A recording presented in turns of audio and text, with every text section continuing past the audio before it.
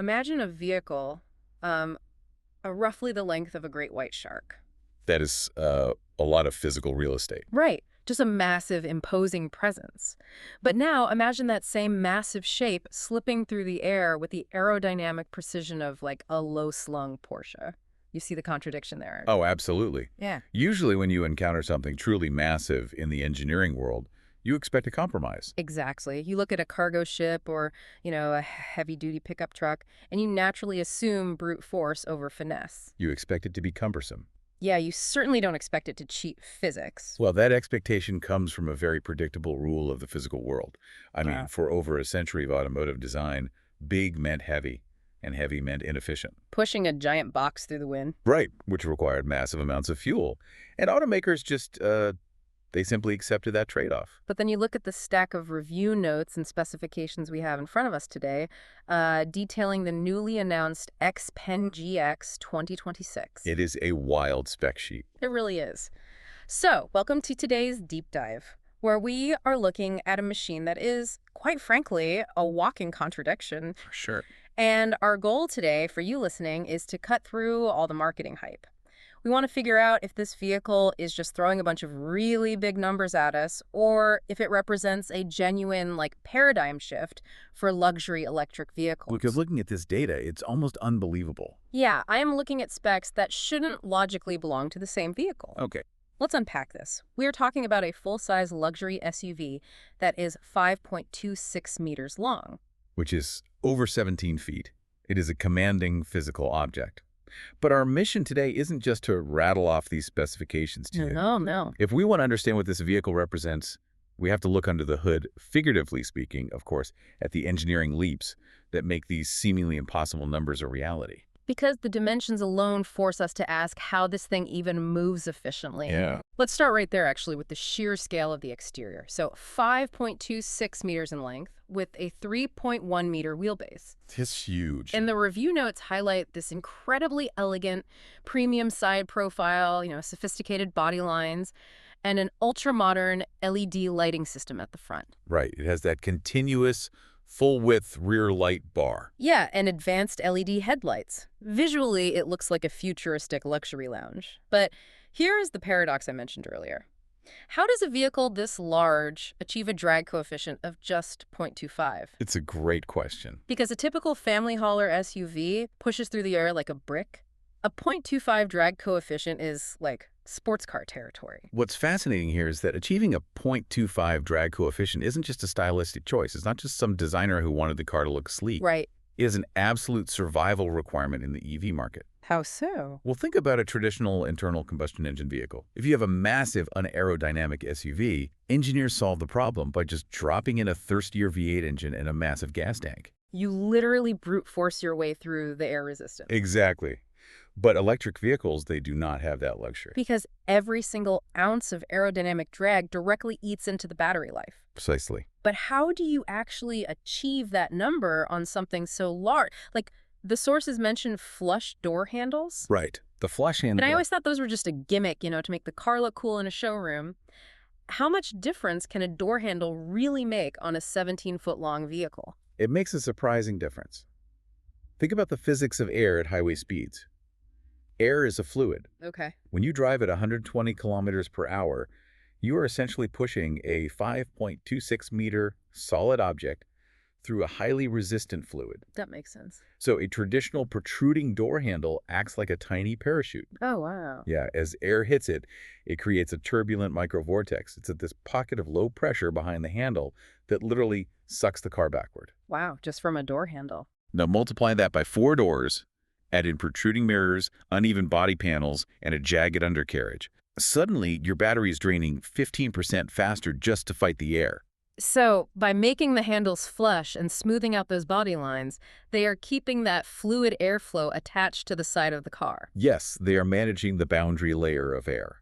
The flush handles, the seamlessly integrated sensors, the active grille shutters that open and close depending on cooling needs. Right. All these elements work together so the air slides over the vehicle rather than crashing into it. That is how a giant family hauler slips through the wind like a dart. Exactly. Okay, that makes sense for the air. It's designed to completely cheat the wind. But the aerodynamic body only solves half the problem, right? Right, you still have the ground. Yeah, dealing with the actual ground beneath it requires an entirely different set of engineering tricks. Because according to our sources, this behemoth is riding on massive 22-inch wheels. Fitted with premium Michelin tires, yeah. And the 22-inch wheel on a passenger vehicle is a massive piece of rolling hardware. And this is where I have to push back a little on the whole luxury claim. Okay, let's hear it. Historically speaking, 22-inch wheels look incredible. They give the car that aggressive concept car stance. They do look great. But out in the real world, massive wheels mean you have notoriously thin tires. There is barely any rubber sidewall. That's true. So doesn't that completely ruin the luxury experience? Like, if you hit a pothole with a 22-inch wheel, that kinetic energy has to go somewhere. Right, and usually it goes straight up the spine of the passenger. Exactly. So how do they justify calling this a luxury cruiser? Well, that is the classic automotive trade-off. Designers want big wheels for aesthetics and high-speed stability, but engineers want small wheels and thick, meaty tires to absorb road imperfections. Right, they're always fighting each other. But the XPENG GX bridges this divide by entirely abandoning traditional steel coil springs. Instead, it utilizes an advanced dynamic air suspension system. Okay, so how does an air suspension actively solve the thin tire problem? Think about a traditional steel spring. It's reactive, and it's fixed. It has one setting. If you hit a bump, it bounces. Yeah. But an air suspension uses pressurized air chambers and a network of sensors that read the road continuously. Oh, so it's active. Very active. When the vehicle detects a rough surface or a pothole, the onboard computer adjusts the air pressure in milliseconds. Wow. It essentially changes the stiffness of the suspension in real time, swallowing the impact before it ever reaches the cabin frame. So the vehicle is actively calculating the road surface and like softening the blow to compensate for those 22-inch wheels. Exactly. And furthermore, that system provides a dynamic ground clearance ranging between 25 and 30 centimeters. Wait, 30 centimeters? That is almost a foot of ground clearance. Which brings us all the way back to the aerodynamics we just discussed. Oh, right. If you are cruising on a perfectly smooth highway, having a foot of air rushing under the car creates terrible drag. It ruins the 0.25 coefficient. Exactly. So the air suspension knows you're on the highway but bleeds out pressure, and it drops the entire vehicle down close to the tarmac. Optimizing the aerodynamic. Right. But if you pull off the highway onto, say, a snowy road or a steep, jagged driveway, The compressors kick in. yes, they pump up the air chambers and lift that 17-foot vehicle to give you that 30 centimeters of clearance. It completely adapts to the environment. So it manages the wind dynamically and it manages the road dynamically. That is incredible, but you still need to propel this massive, heavy structure. And the performance numbers in these review notes are just jaw-dropping. They are. The dual-motor, all-electric powertrain delivers 370 kilowatts of power and 695 newton-meters of torque. Which, to put that torque number in perspective, 695 newton meters in an electric vehicle is instantaneous. Yes, there is no waiting for an engine to rev. Right. You press the pedal, and that power hits the pavement immediately. And it's rated for a top speed of 200 kilometers per hour. Which is plenty But- fast. Yeah, but honestly, neck-snapping acceleration is almost expected in modern EVs. Here's where it gets really interesting. The battery capacity and the range claims. Yes. The XPENG GX packs a 110 kilowatt-hour battery, and the manufacturer claims an estimated driving range of up to 1,585 kilometers. The crucial caveat being under certain conditions. Right, we definitely have to talk about that phrase. 1,585 kilometers on a single charge. For you listening, that is like driving from New York City to Jacksonville, Florida without stopping. Or across multiple European borders on one charge. Exactly. But I have to zero in on that under certain conditions. Like, is this number for real or is this just laboratory fantasy math? Well, every consumer needs to be highly critical of range claims, because under certain conditions refers to an incredibly optimized, highly controlled testing cycle. Right. To hit 1,585 kilometers, the vehicle was likely tested on a perfectly flat track at a relatively low constant speed in ideal 70-degree weather, With absolutely zero headwind. and absolutely no climate control running. So basically, conditions that do not exist in the real world. If you were driving 130 kilometers per hour on a freezing winter night with the heater blasting, you are not getting anywhere near 1,500 kilometers. No, you aren't. But if we connect this to the bigger picture, fixating purely on the exact real-world mileage, actually misses the true engineering breakthrough here. Okay, what's the real breakthrough then? Let's look at the underlying hardware. A 110 kilowatt-hour battery is an immense reservoir of energy. That is enough electricity to power an average home for several days. Wow. So even if a freezing winter highway cuts that maximum theoretical range in half, you are still looking at an enormous amount of driving distance that surpasses most human endurance. That's true. You'd have to stop eventually anyway. Right. But the real game changer isn't the total range, it's the charging curve. Oh, the 15-minute charge time. Exactly. Our sources indicate that utilizing a high-capacity fast charger, this massive 110 kilowatt-hour battery, can recharge from low levels to 80% in approximately 15 minutes. See, that metric changes the entire psychology of the road trip. It really does. Because stopping for 15 minutes isn't a chore. That is just the time it takes to pull into a rest stop, use the restroom, grab a coffee, and, stretch your legs. We call this concept continuous journey mechanics. Continuous journey mechanics. Yes. In the early days of EVs, charging took an hour or more, which forced the human to wait on the machine. Right. With a 15-minute 80% charge, the dynamic flips. The machine is ready before the human is. Oh, I love that. Your physical need for a bathroom break perfectly overlaps with the car's need for electrons. Range anxiety disappears entirely because the charging process seamlessly integrates into normal human travel rhythms. Which naturally leads us to the interior, because if you are stopping for just 15 minutes at a time, you're going to be spending massive, uninterrupted stretches inside this vehicle. You are. And the cabin can't just be a traditional car interior anymore. It needs to be a living space. So let's talk about the cargo and cabin packaging, starting with the 109-liter front trunk, or Frunk. The Frunk is a brilliant use of the space where an engine used to sit. It's perfect for storing charging cables, muddy boots, or really any items you want, completely isolated from the main cabin. Yeah, plus you have the power-operated rear cargo area. But the passenger space is where I am completely geeking out. It is impressive. The second row features a massive rear passenger entertainment display, multiple USB ports, wireless charging options, and crucially, a built-in refrigerator. A feature that fundamentally elevates the family road trip. Right. Keeping drinks cold or snacks fresh without dragging a cooler full of melting ice into the back seat is a massive quality of life upgrade. Oh, absolutely. But let's tackle the true holy grail of the SUV world, the thing that every automaker promises but almost always fumbles: the third row. Why, yes, the third row. XPENG claims this is a genuine three-row SUV where adults can actually sit comfortably. How is that physically possible? Usually the third row in an SUV is a penalty box designed exclusively for small children, where your knees are just crammed up against your chin. What makes this different? This brings us all the way back to the dimensions we discussed at the very beginning of our deep dive, the 3.1-meter wheelbase. Okay, the actual distance between the front axle and the rear axle. Look at the architecture of a traditional internal combustion SUV. Underneath the floorboards, you have a massive transmission tunnel running down the center, a bulky exhaust system, a large gas tank, and a rear differential. That's a lot of metal. All of those mechanical components are actively fighting for space, which pushes the floor up and forces the rear seats to be mounted awkwardly high. Which is why your knees are up to your chest in the third row. Exactly. But an EV utilizes what we call a skateboard platform. A skateboard platform. Yeah, the battery is completely flat, running evenly along the bottom of the vehicle. The motors are compact and mounted directly on the axles. There is no transmission tunnel. Okay. Think of a traditional car like a house with heating ducts and plumbing running right through the middle of your living room. That sounds terrible. It is. An EV skateboard platform puts all that utility flat under the floorboards, leaving you with an empty warehouse to build your interior. So that 3.1-meter wheelbase acts as an architectural canvas. Exactly.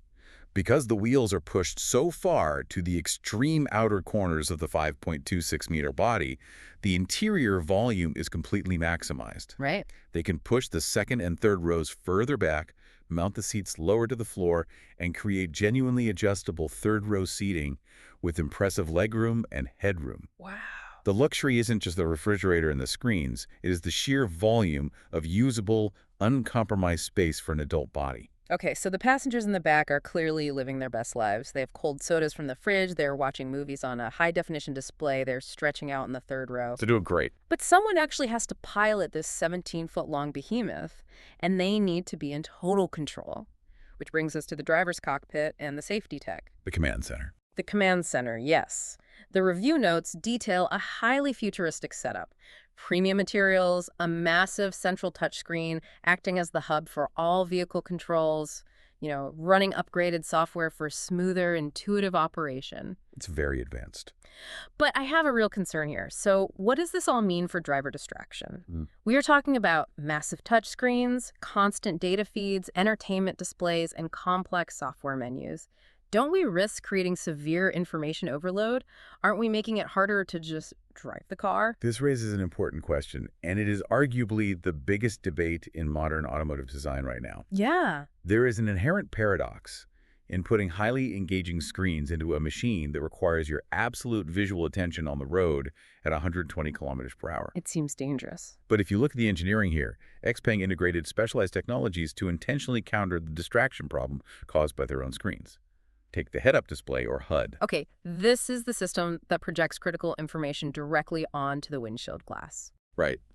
Many people think a HUD is just a flashy fighter jet gimmick, but its function is entirely cognitive. How do you mean? It takes the most vital data, your current speed, your next navigation turn, your driver assistance status, and floats it in your line of sight. Okay. More importantly, it focuses that projection out over the hood of the car. This means your eyes don't have to constantly refocus from the distant road to a close-up dashboard screen and back again. Oh, that makes sense. It actively prevents you from needing to look down at that beautiful central touchscreen. Keep the vital driving data on the glass, keep the complex entertainment menus on the console. Exactly. Then consider the high-definition 360-degree camera system. Which utilizes multiple exterior cameras and intelligent sensors. Right. Think about the physical size of this vehicle again. 5.26 meters. It's a shark. Imagine trying to reverse a 17-foot-long wide-body SUV out of a tight spot in a crowded, dimly lit urban parking garage. No, thank you. Historically, that would be a highly stressful, sweaty experience where you are terrified of scraping that aerodynamic bodywork. You would be relying on tiny mirrors and sheer guesswork. But the 360-degree camera system takes all those camera feeds and mathematically stitches them together to create a synthetic, top-down view of the vehicle on the center screen in real time. Wow. It transforms a stressful, blind spot-filled maneuvering task into something remarkably easy. The technology exists specifically to shrink the psychological size of the car for the driver. It makes a massive great white shark feel like a nimble little fish when you are trying to park it. It gives you the spatial awareness of like a drone hovering 3 feet above your roofs. Now, that is the perfect way to look at it. Yeah. The technology is solving the physical problems created by the vehicle's massive footprint. Okay, let's take a step back and look at the whole picture we've uncovered today.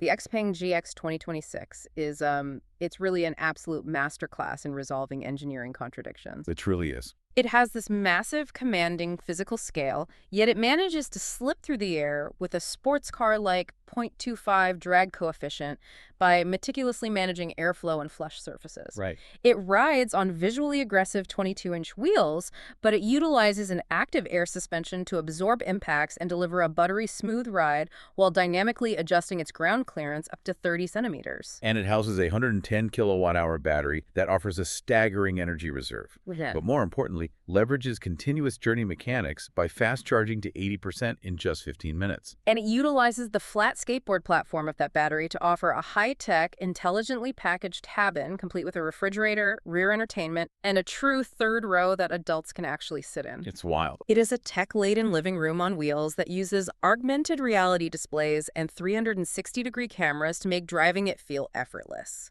So for you listening right now, whether you are a hardcore technology enthusiast, someone currently shopping for your next electric vehicle, or just someone fascinated by the future of the family road trip, this vehicle represents a monumental leap forward in what we can expect from luxury transportation. Absolutely. And if you track the trajectory of this engineering, it leads to a fascinating conclusion. I want to leave you with a final thought to ponder as we wrap up today's deep dive. Let's hear it. If an electric vehicle can now carry enough energy to travel immense distances, if it can self-adjust its suspension to glide over any terrain, and if it provides a climate-controlled, refrigerated, screened-in lounge with ample architectural space for adults across 3 rows. Yeah. At what point do we stop thinking of these machines simply as cars designed to get us from point A to point B? When do we start viewing them as primary mobile living or working spaces? Man, That is a wild thought. You aren't just buying a mode of transportation. You are literally buying mobile real estate. Exactly. It turns out that massive, imposing scale we talked about at the very beginning wasn't a compromise at all. It was the necessary blueprint for an entirely new kind of living space. Precisely. Well, thank you so much for joining us on this deep dive. Keep exploring, keep questioning, and we will catch you next time as we continue to unpack the future of technology.